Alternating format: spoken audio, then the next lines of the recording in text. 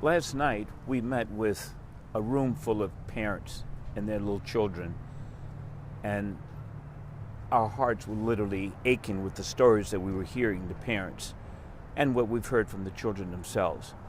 Parents were telling us that kids are threatening suicide. They're totally changed from what they were on May 23rd, the day before this incident. They can't leave home. They're afraid to leave home. They're afraid to even take a shower without the door being open. One child is having a nightmare that she's having a heart attack. In fact, two children. The parents are traumatized because they've seen this total night and day change in their parents, and they don't know what to do. Their kids are literally traumatized.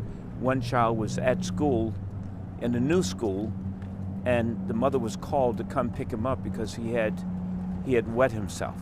And she had to take clothes and then take him out of the school. In fact, they had to move out of Uvalde because he refused to even be in Uvalde. He was so terrified. They're having dreams and nightmares that their parents themselves may be harmed. One little child, Joseph, told us about how he had wrapped a rope around the doors and barricaded. He was and barricaded the door to keep this shooter from coming in, and he was there last night. And what the parents are concerned with is who is going to be next? Whose child is going to be next? Is it going to be your child? Is it going to be your mother, your daughter, your son? Because it's not a matter of if another one of these incidents is going to happen. It's only a matter of when and to whom it's going to happen. But it's going to happen. And that's why we have now secured the chief of psychiatry at Stanford University, Dr. David Spiegel, to one, give us an opinion about the kind of trauma that these children are experiencing and what's the long-term prognosis, what the future holds for them. And he has given us a report dated just the 28th that's saying their brains are now permanently injured.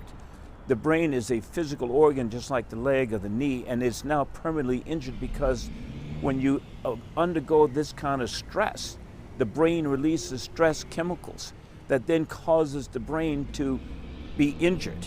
It's a physical injury. It will never be the same. It's like being branded when you're on the farm, as I grew up with, branding a cow.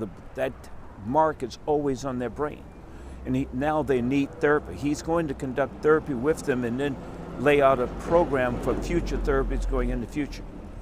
All of that is as a result of what these particular law enforcement people failed to do, their omissions, their willful, deliberate indifference to the harm that their actions would cause and that was causing at the time.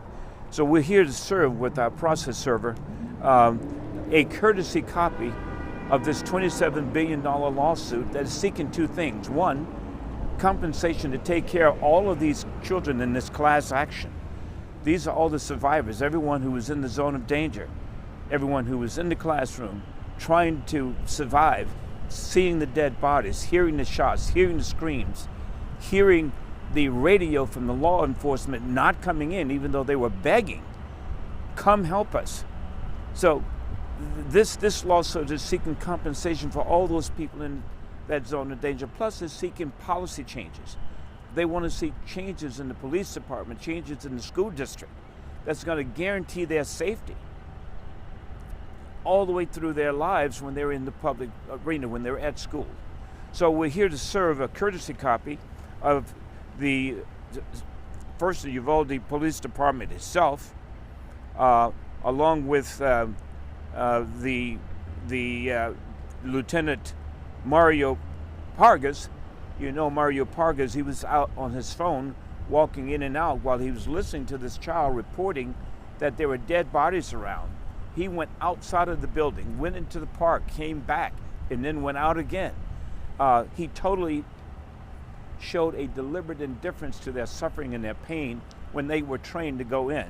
So we're here to serve him, along with Sergeant Eduardo Canales, Lieutenant Javier Martinez, Sergeant Daniel Carinata, and Officer Louis Landry, along with Officer Donald Page, and Officer Justin Mendoza, of course, and serve the city itself.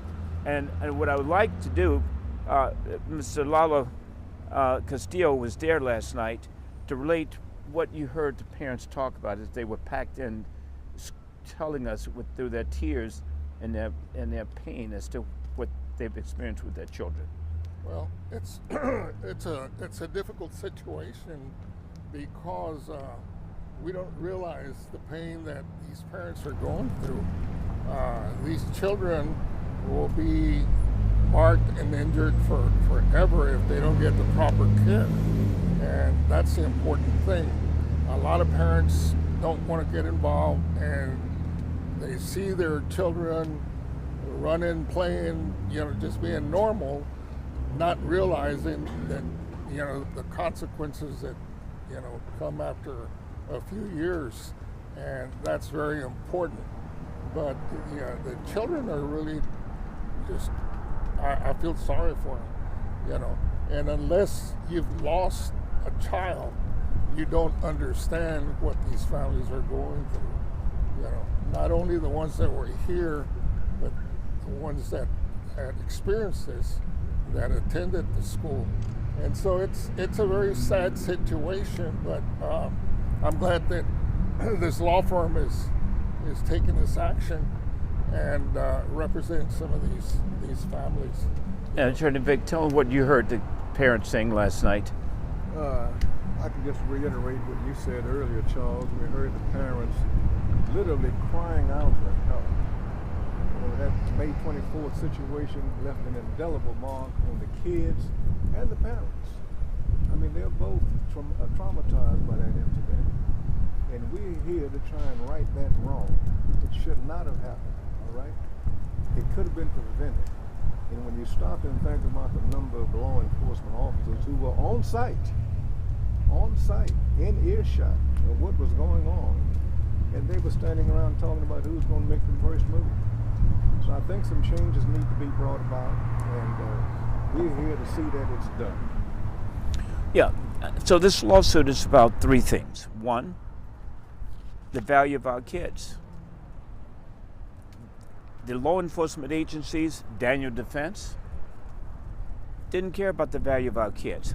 So if you ask why $27 billion, how much is one child worth? We know that Daniel Defense in 9 years increased their sales 347%. We know that they were aware that their guns were being used not to hunt hogs and not to hunt deer, not to hunt any kind of sporting hunting, but only to hunt people. We know that, and Daniel Defense knew that because they knew their guns were used in the killings in Las Vegas, where 40 people were killed with 4 Daniel Defense AR-15s. So they were aware that their guns are killing people, and yet Daniel Defense increased their advertising. They increased it to use children to sell their guns. In the lawsuit we have against Daniel Defense, you can see the first pictures of a child saying the way you train up a child with an AR-15, and when he grows old, he will not depart therefrom. And that's exactly what's happening. That's exactly what happened to this 18-year-old shooter here. It happened to the 18-year-old shooter in Buffalo, New York. It happened to that man who used the gun in Las Vegas, and it's happening again and again and again. Why? Because they do not value our children's lives. And so this 27 billion lawsuits is to let them know that we value our children's lives. The second reason this lawsuit is about preventing this from happening again. We have to have enough money to get their attention. They cannot put profits over the lives of our children. It's profits over people. That is unacceptable. And thirdly, it's about accountability. These people need to be held accountable. They have not been held accountable, and still they've been covering up. They've been pushing this under the rug. They haven't been forthcoming. I mean, even the Bible says the truth shall set you free. They won't tell us the truth. So we want accountability, and this lawsuit is going to demand accountability along with systemic policy changes to guarantee that your child would not be shot with an AR-15 and that your child would not be ignored when they call for help in the schools. Because we know it's not if another school is going to be the victim of shooting. It's only which school is going to be a victim of shooting and whose child is going to be in that school. Is it going to be your child in that school? Or is it going to be you in Walmart? Or you in a nightclub trying to enjoy your life when some 18-year-old or some other maniac deranged is going to come in and do exactly what the advertisement is saying they should do, which is to buy an AR-15 and use this machine gun to come in and shoot 100 rounds in 2 minutes, as this guy did here in Uvalde. And then what's the law enforcement going to do?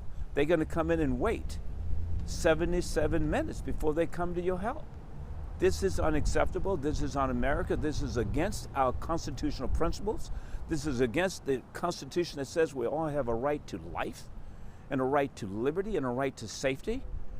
And if it's not us, who? Our Constitution starts with we the people, not we the police department, not we the DPS, not we the governor or the legislature, but we the people in order to make a more perfect union. And it's going to take you, we the people, to protect our children. It's going to take you, we the people, to make the kind of changes that are going to prevent these kind of massacres that occurred here in Uvalde. I mean, last night we were all crying with these children. Where's Pastor Myers? Did I just see him? Yes, Pastor Myers, if you don't mind, come join us. And I would like, Pastor Myers, for you to just share the meeting we had at your church last night with all these parents who were packed in, the comments that they were telling us about their children and about their own trauma.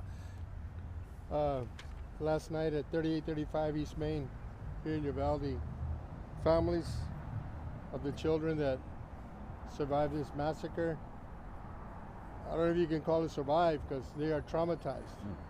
They're hurting, they're afraid of the dark. When they see people that reminds them of the shooter, they go into a panic attack. They need to have a parent with them when they have to go to the bathroom. So these children are hurting. These children are hurting really bad. The parents, they're on pins and needles, and we're here to help.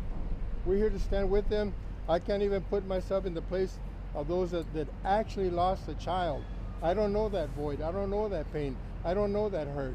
But just what I heard last night, it's mind-boggling with these families, with these children. These children are going through it at such a tender, young age of going through what they're going through. And it just broke my heart. I teared up, and it hurts. And I talking to one of the parents today. He said, it's not about the money. It's about change. But this AR-15s, change has to happen. God forbid that there's something like this happen again somewhere else. Maybe your child, or somebody else's child. God forbid that this happens again. So, you know, if this is what it takes to wake them up, to shake them in their foundation, well, let it be so. But these children are hurting. Yeah. These children are hurting. The parents of the victims that actually lost child, God help them. All I can say is God help them, because it's painful and it hurts to see them. And people in this city, still walking around with their heads up high, with their collars standing up like nothing has happened. Sweep it under the rug, forget about it.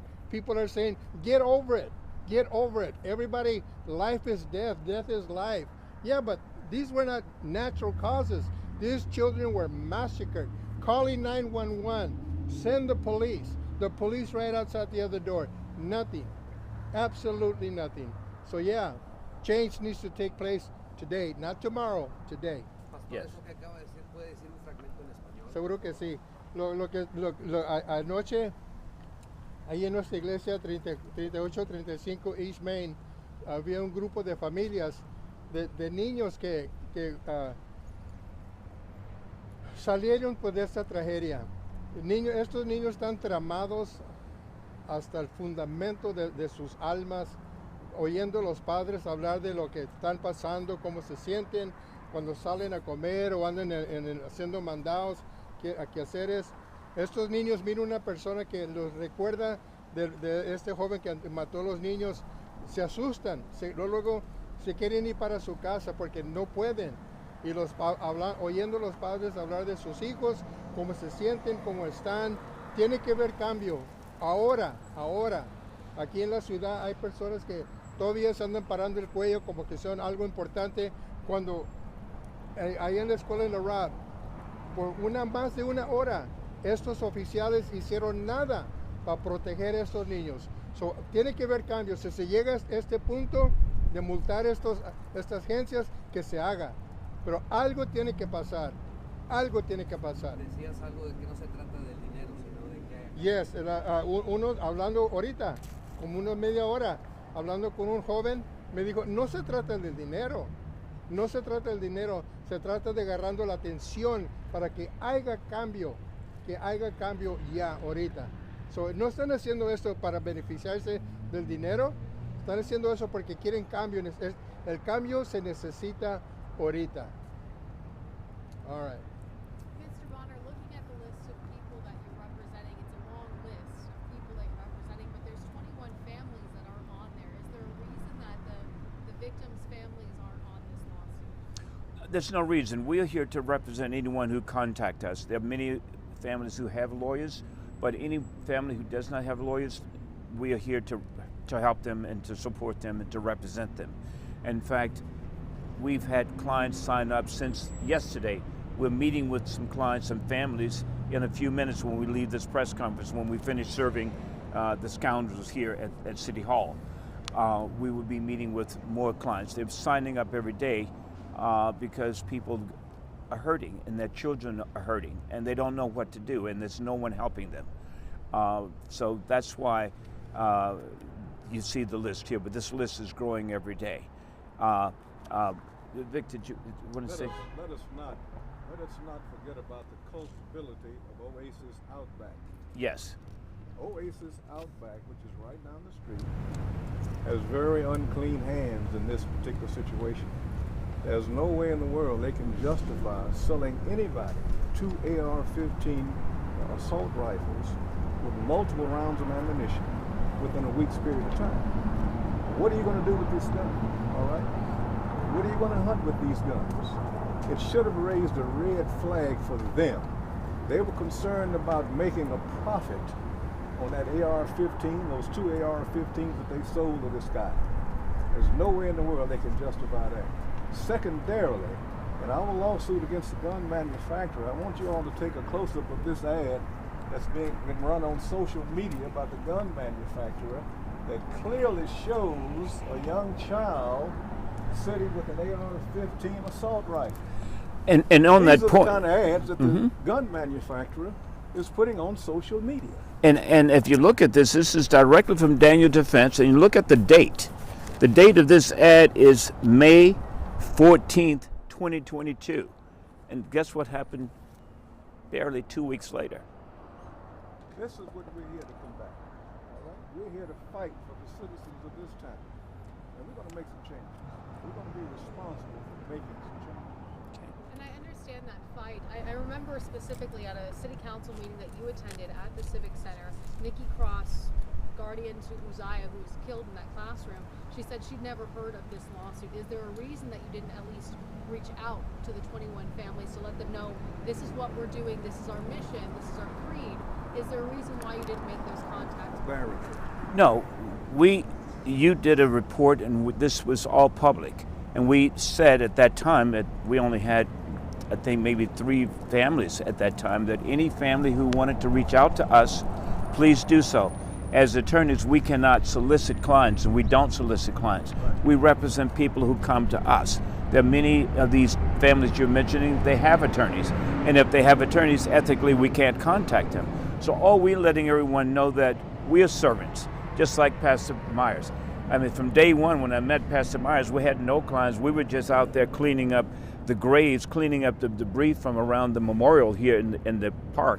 And from there, we met one parent, and then we met another parent. And we say, if you want us to represent you, we'll be happy to do so.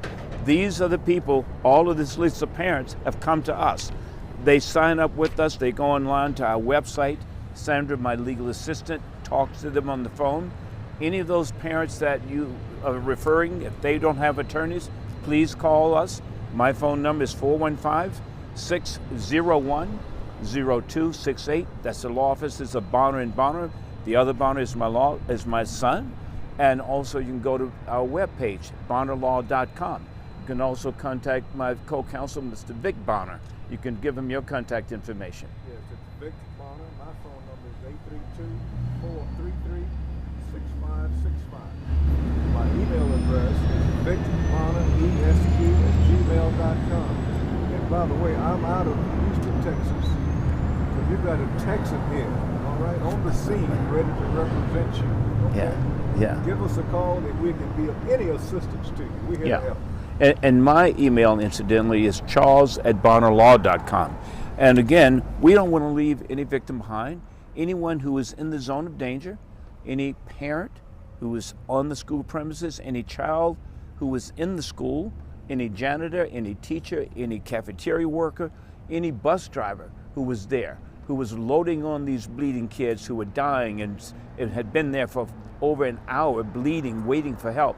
Any of the people who are in the zone of danger, please contact us. This class action includes you, and we want to go forward because we don't want you to suffer in silence. And what we heard last night from a room full of parents, these parents, is that their kids are suffering in silence. Yes. And they have no clue as to how they're going to help these kids. But we have arranged for the chief of psychiatrists I've mentioned at Stanford University to provide the kind of psychological help that is going to be necessary for the rest of their lives. And that is what this particular $27 billion is also designated, to make sure we have the kind of health care for kids who are now 10 years old, but they're going to have health care for the next 80 years of their lives. And this $27 billion is to make sure that help, that medical help, that psychological help is there. Because we know from the soldiers who come back after being well trained, they have degrees, they've been healthy. When they go to war, flying planes, but when they come back, we see them homeless, we see them on drugs, we see them unemployed. Why? Because their brains have been damaged from trauma. These children's brains have been damaged in the same way the soldiers have been damaged. And we do not want to see them homeless and hungry and without work, and we're not going to. With those people who are responsible, everyone who is responsible, we will hunt them down and we will go after them and we will make them pay and take responsibility for what they've done to all these children. And as far as the children are concerned, let me really bring it home to you. You cannot, as hard as you try, unsee what you've seen. What they saw has made an indelible imprint on their mind. Wait one second. It's going to be there for the rest of their lives. Another good analogy is that try putting the toothpaste back into the tooth container. You can't do it. So you cannot excise those thoughts and those memories and that vision out of those child's lives. That's what we're here to do, to help them cope with what has happened. I would like to say, excuse me, Mia, I would like to say to the families, those of you that actually lost a child, I would encourage you, talk to Mr. Bonner, ask him the questions that you have, ask him the hard questions, ask him the difficult questions, ask him the questions that nobody's answered. Ask him, find out where his heart is in all of this. And you're going to see that he's looking out for the families. He wants to bring that healing that the families so much need. So I would encourage you, if you don't have somebody to represent you, he gave you his phone number, his email, talk with him and ask him the hard questions. Ask him the questions that are in the back of your mind. I mean, talk with him. Let him know what you're feeling. It's obvious we know what you're going through. So I would encourage you, Pastor Myers, you know who I am right here. I'm telling you, ask him. Ask him the difficult questions, the hard questions, the questions nobody's asking. Ask him. Talk with my brother right here. So I would encourage you to do that. I would encourage you to do that. The question I have, the only notable time in history where victims of a mass shooting have gone after a gun maker, Sandy Hook, they were successful in that lawsuit, but time and time again, victims have gone after gun manufacturers and have ended up bankrupt in that fight. How are you going to make sure that you continue to protect the people you're representing, to make sure that they don't face that bankruptcy that other victims of mass shootings have by going after a gun maker? Yeah, well, we are working with organizations, specifically Evertown, that is a nonprofit organization. We will be working with nonprofits to make sure that doesn't happen. No one here is going to go go bankrupt because of this lawsuit. And we cannot proceed against fear. We cannot let this tragedy happen because we're afraid of anything. We're not afraid of anything. And we will not stop it until we get justice for these people. Right now, they're literally marinating in this injustice. And there's no light at the end of the tunnel. They're just suffering and in misery for the children. The children are suffering and the parents are suffering. So we cannot default to any kind of fear. It's like we walk through the shadow of this fear, but we will fear no evil. And this is evil. This is beyond just negligence. This is gross negligence. Daniel Defense is making billions off killing our kids. That's gross negligence. That's recklessness. And that's why we're seeking punitive damages against them. We're suing Daniel Defense for $6 billion. So between the $6 billion and the $27 billion, it's $33 billion lawsuit because our children's lives are valuable. These people do not value our kids' lives, and that's the message here. So we're going to go in now and serve 7 defendants, and then we'll be right back out.